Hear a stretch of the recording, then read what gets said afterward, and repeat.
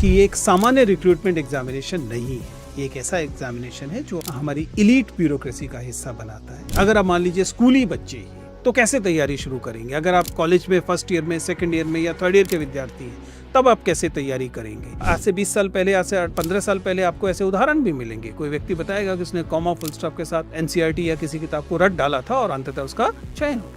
सच्चाई ये है कि अब यूपीएससी 2.0 ऐसी परीक्षा नहीं है। और एनसीईआरटी क्यों महत्वपूर्ण मानी जाती है? क्योंकि आप देखेंगे एक ब्रॉड फ्रेमवर्क को वो कवर करती है। कई मामलों में वह बाकी पढ़ाई का सिलेबस तय करती है, क्योंकि बेसिक अंडरस्टैंडिंग जो अधिकांश विषयों में है वो आपको एनसीईआरटी में मिलती रही है।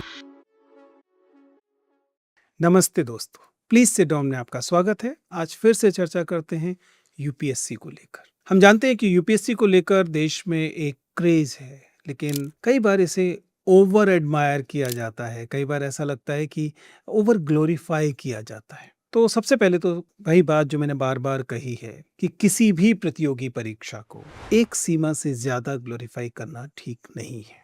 हमारे देश में ये जो ऑब्सेशन है यूपीएससी को लेकर, ये कोई एसेंशियली बहुत अच्छी बात नहीं है, क्योंकि इससे दरअसल यूपीएससी को लेकर जिस किस्म की राय बनती है वो ऐसी बनती है जैसे कि यह कोई can make you from nothing to something. It should be seen in that perspective. It is at the end of the day it is just a recruitment examination. लेकिन ये भी सही है कि ये एक सामान्य रिक्रूटमेंट एग्जामिनेशन नहीं है। ये एक ऐसा एग्जामिनेशन है जो आपको हमारी इलीट ब्यूरोक्रेसी का हिस्सा बनाता है। एक ऐसा एग्जामिनेशन है जो कि हिस्टोरिकली जो एक कॉलोनियल सर्विस है, जिसमें कि बहुत ज्यादा सत्ता डीएम के पास हुआ करती थी, कलेक्टर के पास हुआ करती थी, आपको उसके लिए एलिजिबल बनाता है। इसी वजह से देश में इतने ज्यादा पैमाने पर लोग इसके लिए अपीयर करते हैं। यही वह वजह है जिस वजह से स्टेटिस्टिकली अगर बात की जाए, सांख्यिकीय तौर पर अगर बात की जाए, तो परीक्षा में सफल होने की प्रोबेबिलिटी बहुत कम हो जाती है। हर साल 10 लाख, कई बार 11 लाख लोग फॉर्म भरते हैं। बहुत सारे लोग परीक्षा देते हैं और अंततः 700 से 1000 के बीच में, कभी 700, कभी 750, कभी 800, कभी बहुत हुआ तो 1000 के करीब लोगों का फाइनली चयन होता है। और उसमें भी आईएएस बनने वालों की संख्या और कम होती है। तो यह वही बात है जो हमने बार बार दोहराई है, लेकिन एक नए तरीके से इसे समझने की कोशिश करते हैं कि क्या वे लोग जो वास्तव में इसकी तैयारी करना चाहते हैं, हम उन्हें डिसुएड करने की कोशिश कर रहे हैं? क्या हम ये कह रहे हैं कि आपको तैयारी नहीं करनी चाहिए, या फिर अगर आपको तैयारी करनी चाहिए तो क्या आपको गलत तरीके से तैयारी करनी चाहिए? मुझे लगता है कि यहाँ पर हमें थोड़ा सा संतुलित होने की आवश्यकता है। यदि आपने तय कर रखा है कि आप सिविल सेवा की तैयारी करेंगे ही, तो फिर इसकी तैयारी करनी कहाँ से शुरू करनी चाहिए और किन चीज़ों के साथ इसे आगे लेकर जाना चाहिए? तो सबसे पहले तो ध्यान रखिएगा, तैयारी कैसे करें, तैयारी कब करें से ज़्यादा महत्वपूर्ण है वह सवाल जिसे मैं बार बार उठाता रहा हूँ, तैयारी क्यों करें?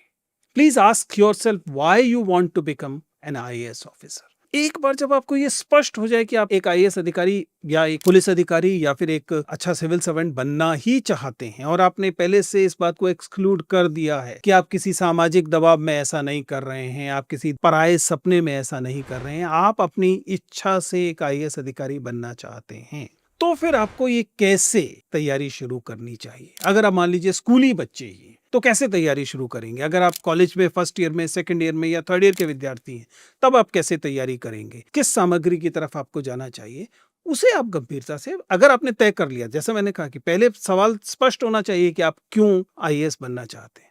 एक बार स्पष्ट हो गया तो उसके बाद आप देख सकते हैं कि आपको इन तैयारियों को कैसे करना चाहिए।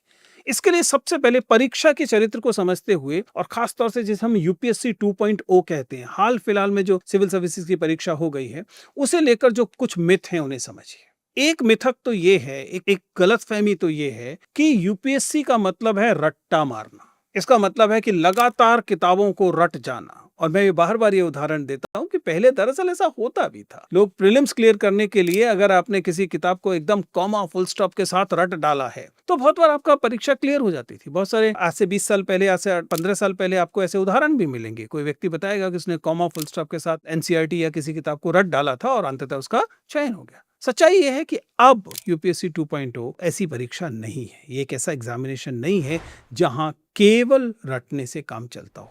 स्मृति अच्छी चीज है, याद करना अच्छी चीज है, लेकिन उसके साथ आपके अंदर एक कॉन्सेप्चुअल क्लैरिटी होनी चाहिए, एक एनालिटिकल थिंकिंग होनी चाहिए, और आपका व्यक्तित्व संतुलित होना चाहिए। तो सबसे पहले तो ये रट्टा मारने की परीक्षा इससे बाहर निकली। दरअसल यही वह वजह है कि जिस वजह से बार बार कहा जाता था कि एनसीईआरटी महत्वपूर्ण है, क्योंकि एनसीईआरटी कॉन्सेप्चुअल क्लैरिटी पर बल देती थी।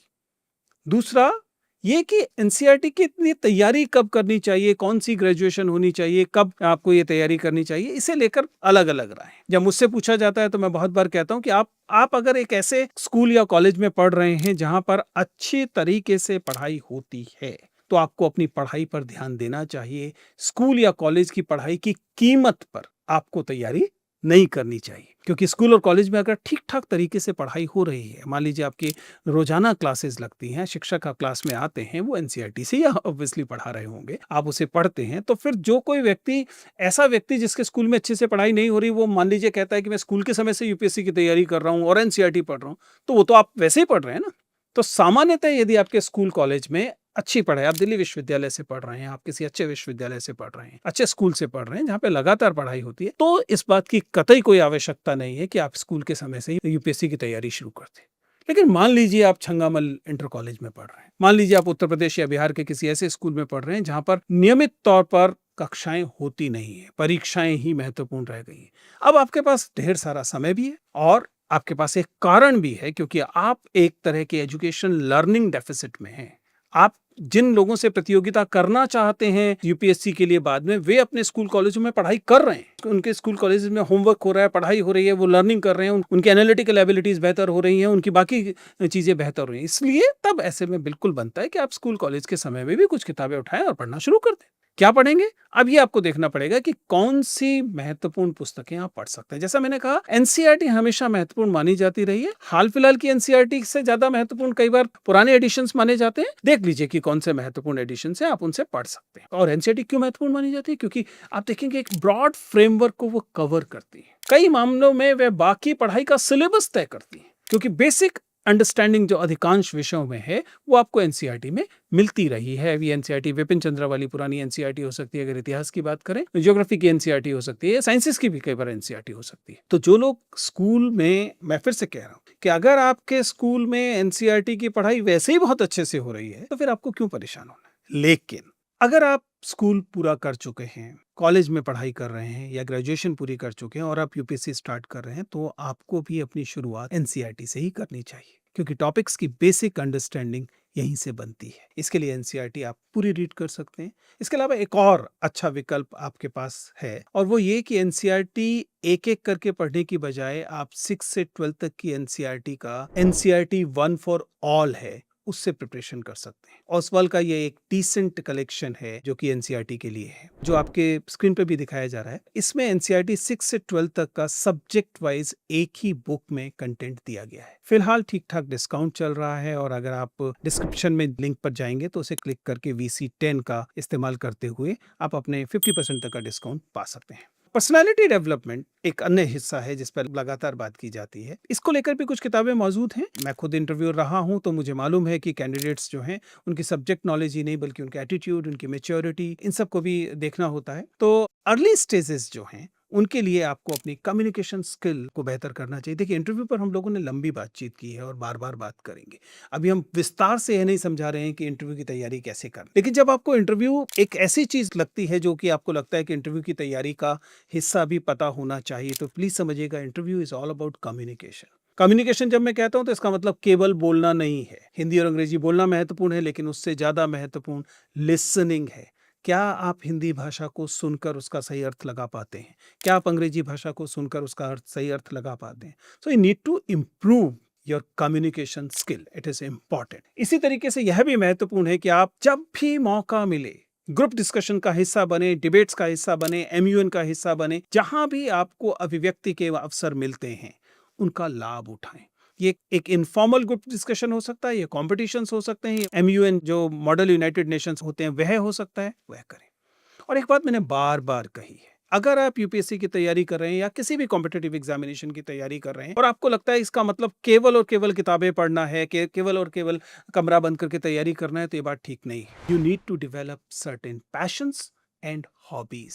ये स्पोर्ट्स हो सकते हैं, ये रीडिंग हो सकता है, ये वॉलंटियरिंग हो सकता है, ये ट्रैकिंग हो सकता है, ये पब्लिक स्पीकिंग हो सकता है, कुछ भी हो सकता है, but you need to have your hobbies. और इसके लिए आप समझिएगा कि यूपीएससी के इंटरव्यूज में इन सारी, जिसे भी हम कॉलम 7 ऑफ डेफ कहते हैं, डिटेल्ड एप्लीकेशन फॉर्म कहते हैं, वह इम्पॉर्टेंट है। और व्यक्तिगत तौर पर मुझे बार-बार ये लगता है कि आपको इनकी तैयारी करनी चाहिए।